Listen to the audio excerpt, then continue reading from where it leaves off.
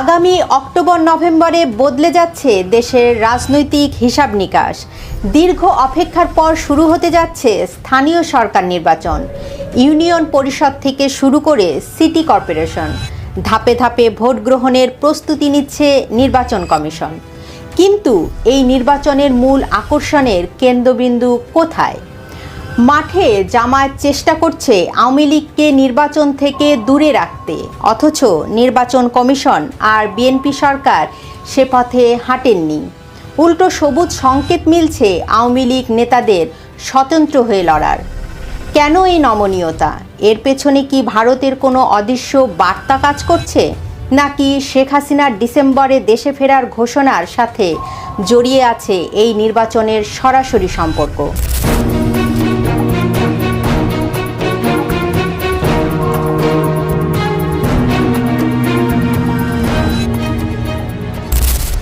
স্থানীয় সরকার মন্ত্রী ও বিএনপি মহাসচিব মির্জা ফখরুল ইসলাম আলমগীর ইতিমধ্যে ইঙ্গিত দিয়েছেন, চলতি বছরের অক্টোবর থেকে পর্যায়ক্রমে শুরু হবে স্থানীয় সরকার নির্বাচন। দেশের বিশাল কর্মযজ্ঞ এটি। মোট ৪,৫৮১টি ইউনিয়ন পরিষদ, ৪৯৫টি উপজেলা পরিষদ, ৩৩০টি পৌরসভা, ১৩টি সিটি কর্পোরেশন এবং ৬১ জেলার পরিষদে অনুষ্ঠিত হবে এই নির্বাচন। তবে এবার ভোটে দাঁড়ানো মোটেও সহজ হচ্ছে না। নির্বাচন কমিশন প্রার্থিতার নিয়মে আনছে বড় ধরনের পরিবর্তন। প্রথমত, এমপিওভুক্ত শিক্ষকরা নির্বাচনে অংশ নিতে পারবেন না। দ্বিতীয়ত, শুধু ঋণ খেলাপিই নয়, ব্যাংকের ঋণের জামিনদাররাও প্রার্থী হওয়ার যোগ্যতা হারাবেন। তৃতীয়ত, দ্বৈত নাগরিকত্ব বা লাভজনক পদে থাকা ব্যক্তিরা অযোগ্য হবেন।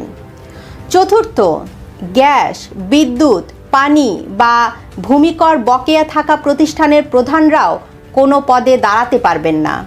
নিয়মকানুনের এই কড়াকড়ি বেশ স্পষ্ট, কিন্তু সবচেয়ে বড় বিতর্কটি বাধছে অন্য জায়গায়। জাতীয় সংসদ নির্বাচনে কার্যক্রম নিষিদ্ধ থাকায় অংশ নিতে পারেনি আওয়ামী লীগ, কিন্তু স্থানীয় নির্বাচন তো নির্দলীয় প্রতীকে হয়। ঠিক এই জায়গাটিতেই আসল প্রশ্ন। স্থানীয় সরকার নির্বাচনে আওয়ামী লীগ নেতাদের ঠেকাতে তৎপর হয়ে ওঠে জামায়াতে ইসলামী। তারা নির্বাচন কমিশনে একটি লিখিত প্রস্তাব জমা দেয়। জামাতের মূল দাবি ছিল সরকার কর্তৃক কার্যক্রম নিষিদ্ধ কোনো রাজনৈতিক দলের পদধারী বা সক্রিয় নেতাকর্মীদের স্থানীয় সরকারের কোনো স্তরে প্রার্থী হতে দেওয়া যাবে না। কিন্তু নির্বাচন কমিশন জামায়াতের এই চিঠিতে পাত্তা দেয়নি। কেন দিল না? উত্তর মেলে সরকারের শীর্ষ পর্যায় থেকেই।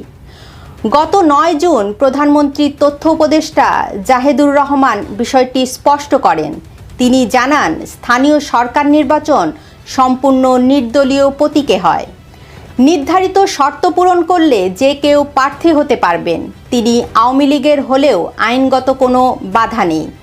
এর সহজ অর্থ দাঁড়ায়, আওয়ামী লীগের পদধারী নেতারা নিজেদের দলীয় নাম বা স্লোগান ব্যবহার করতে পারবে না ঠিকই, তবে স্বতন্ত্র প্রার্থী হিসাবে মাঠে নামতে তাদের কোনো আইনি বাধা থাকছে না। এখানেই জন্ম নিচ্ছে সবচেয়ে বড় রাজনৈতিক প্রশ্ন। বিএনপি সরকার কেন আওয়ামী লীগকে আটকে দেওয়ার জামাতের প্রস্তাব গ্রহণ করল না? বিএনপি, জামাত ও এনসিপির শীর্ষ নেতারা এতদিন যে দাবি করে আসছেন দেশে আওয়ামী লীগের কোনো অস্তিত্বই নেই, সেই দাবি সত্যি কিনা তা প্রমাণের সুযোগ কেন দেওয়া হচ্ছে?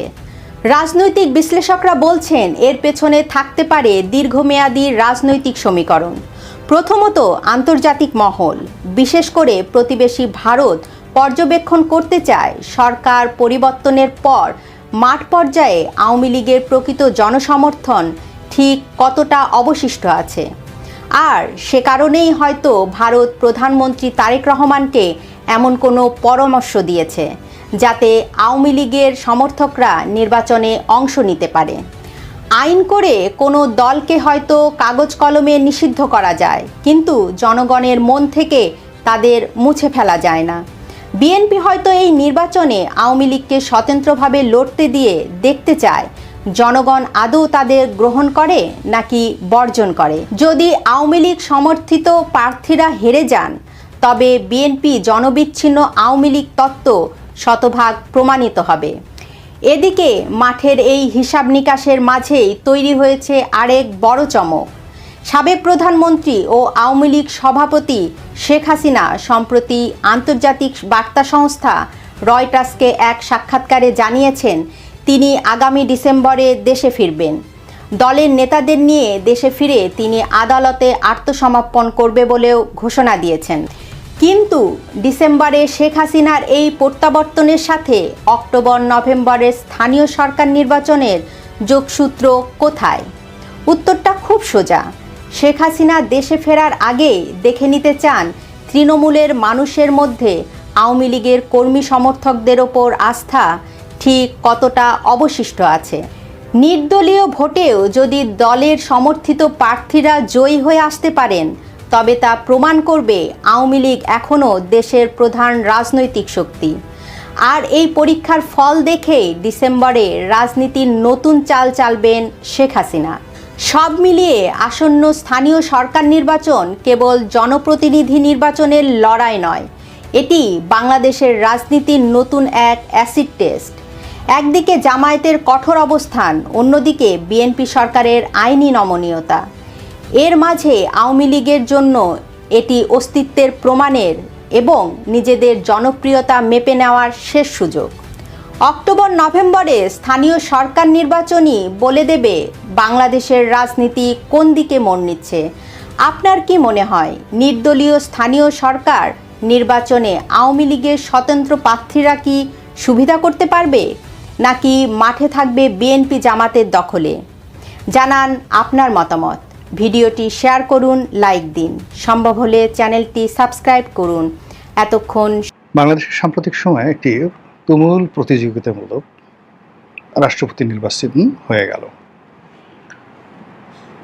সংসদীয় গণতন্ত্রে যেভাবে একতরফাভাবে আমাদের দেশে রাষ্ট্রপতি নির্বাচিত হতেন, এই প্রথম বিএনপি বলতে পারবে যে তারা প্রতিযোগিতার মাধ্যমে, যদিও ট্র্যাডিশনাল, তাদের বিজয়টা নিশ্চিত ছিল, তারপর সেখানে প্রতিযোগিতা হয়েছে এবং বিএনপিকে জিতিয়ে দেওয়ার জন্য এবং সেই প্রতিযোগিতাকে যাকে বলা হয় আকর্ষণীয় করার জন্য জামাত যে আত্মত্যাগ করেছে, জামাত যে খেলাধুলা করেছে, এটাকে রাজনীতির একটা মহা ভেলকিবাজ হিসেবে আপনি আখ্যায়িত করতে পারেন।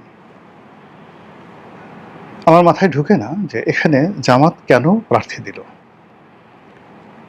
আর এখানে কর্নেল উলি সাহেব কেন প্রার্থী হলেন। তারা যে কথা বলতে চান সেটা হলো যে যেহেতু গণতান্ত্রিক পরিবেশ, সেখানে কোনো কিছুই বিনা প্রতিদ্বন্দ্বিতায় ছেড়ে দেওয়া ঠিক নয়। ভালো কথা, কিন্তু যেখানে পরাজয় নিশ্চিত, সেখানে কর্নেল উলির মতো একজন এমিনেন্ট পলিটিশিয়ান, এমিনেন্ট যাকে বলা হয় ফ্রিডম ফাইটার, তিনি অলনে ছাড়েন মুক্তিযুদ্ধ বিরোধী একটা শক্তি জামাত, তাদের দলের প্রার্থী হলেন, প্রেসিডেন্ট প্রার্থী হলেন। এতে করে এই ভদ্রলোকের যে সারা জীবনের যে অর্জন, এই ভদ্রলোকের যে প্রাপ্তি এবং এই ভদ্রলোকের যে সোশ্যাল ইনফ্লুয়েন্স, মুহূর্তের মধ্যে এটা জিরো হয়ে গেল। এবং তিনি এই ফাঁদে কেন পড়লেন, কিভাবে পড়লেন, it's a $1 million question. This is one. Second thing হলো জামাত এই কাজটি কেন করলো। জামাত গত 2 বছর যাবৎ এক্সট্রিম লেভেলে অভিনয় করে যাচ্ছে। তারা সেনাবাহিনীর সঙ্গে অভিনয় করছে, তৃণমূল পর্যায়ে আওয়ামী লীগের নেতাকর্মীদের সঙ্গে অভিনয় করছে, ভারতের সঙ্গে অভিনয় করছে। তাদের বুক একদিকে, মুখ অন্যদিকে, তাদের দেহ একদিকে, মন অন্যদিকে। তারা ডক্টর মোহাম্মদ ইউনূসের বন্ধু হওয়ার চেষ্টা করেছে, পাকিস্তানের বন্ধু হওয়ার চেষ্টা করেছে, আবার ভারতের সঙ্গে যে বন্ধুত্ব করবে না এই কথাও তারা বলেনি। তারা বিএনপির সঙ্গে বন্ধুত্ব করার চেষ্টা করেছে, জোট করার চেষ্টা করেছে, আবার বিরোধী দল হয়েছে। তারা সংসদে এক ধরনের আচরণ করে, সংসদের বাইরে এক ধরনের আচরণ করে, এবং তাদের সঙ্গে সংসদের ভিতরে, সংসদের বাইরে জামাতের নেতাদের বক্তব্য এবং বিশেষ করে প্রধানমন্ত্রীর বক্তব্য, এগুলো দেখলে মনে হয় সবকিছু সাজানো। সবকিছু আমি এবং মামুদের একটা সাজানো নাটক, যেটা দেখে মানুষ বিনোদিত হয়। নির্বোধ যারা লোকজন আছে তারা আহা ওহা শব্দ করে যে আহা, আমাদের দেশে এত শক্তিশালী একটি সরকারি দল যে বিরোধী দলকে একটু চুল ছাড় দেয় না, তাদেরকে গুপ্ত বলে, তাদেরকে নানা রকম সমালোচনা করে। কিন্তু মানুষ যা বোঝার সেটা কিন্তু টু দি পয়েন্টে মানুষ বুঝে যাচ্ছে।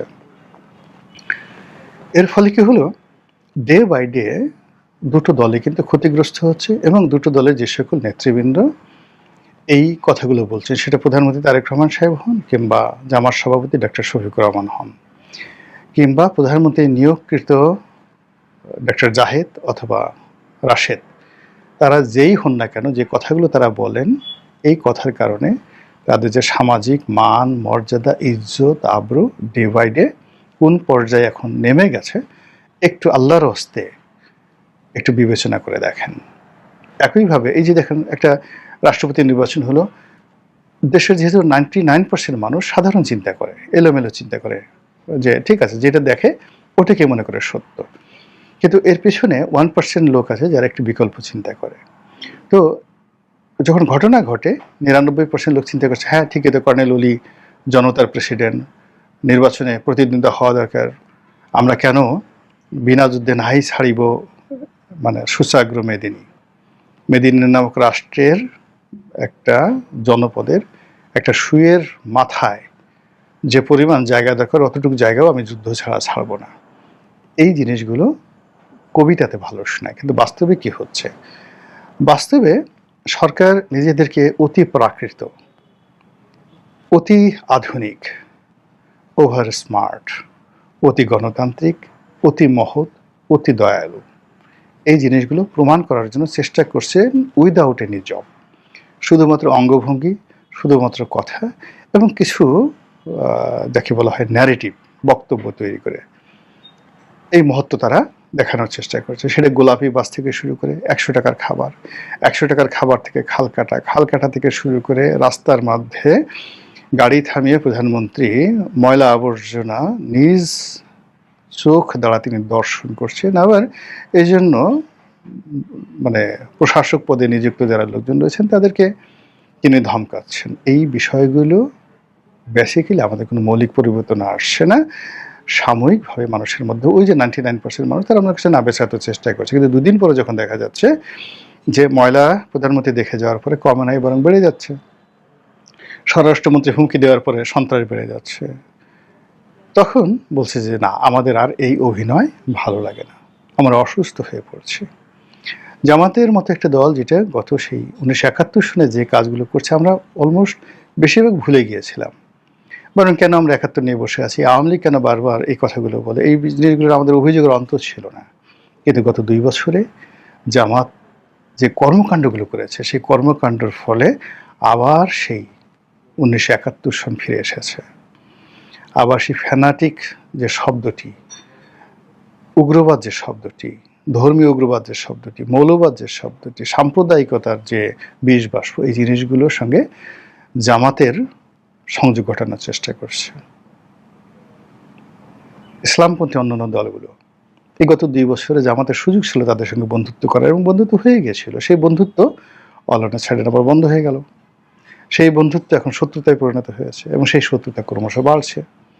এবং এখানে অতি খেলতে গিয়ে, নাটক তৈরি করতে গিয়ে এমন কিছু ঘটনা ঘটানো হচ্ছে যেগুলো আলটিমেটলি জামাতের হাতেও থাকবে না, চরমোনাইয়ের হাতেও থাকবে না, বিএনপির হাতেও থাকবে না। এগুলো মাঠে ময়দানে শুরু হয়ে যাবে। আপনি একটা নির্দিষ্ট মুখের কথা, বন্দুকের গুলি একবার ছেড়ে দিলে এটা ফিরিয়ে আনা যায় না।